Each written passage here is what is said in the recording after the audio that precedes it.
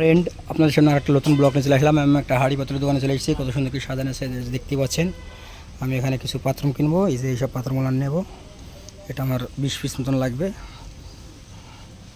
এই যে দেখুন কত পাত্র, এই যে দেখুন উপরে টাঙানো আছে। এই যে দেখতে পাচ্ছেন দোকানে সব কত সুন্দর টাঙানি মাল সাজানো আছে।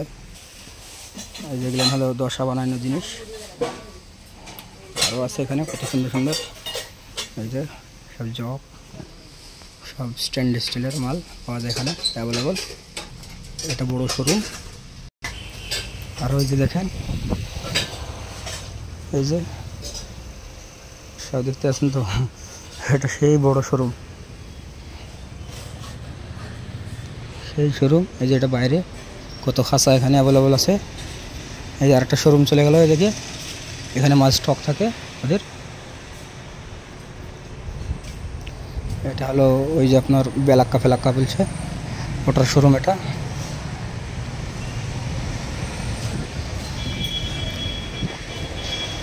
সে বিভিন্ন রকমের মাল পাওয়া যায় এখানে।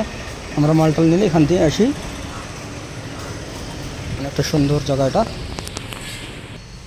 আরও কিছু নেব আমরা বিট ফ্রাই দিয়ার। এই মালগুলো সিঙ্গেলের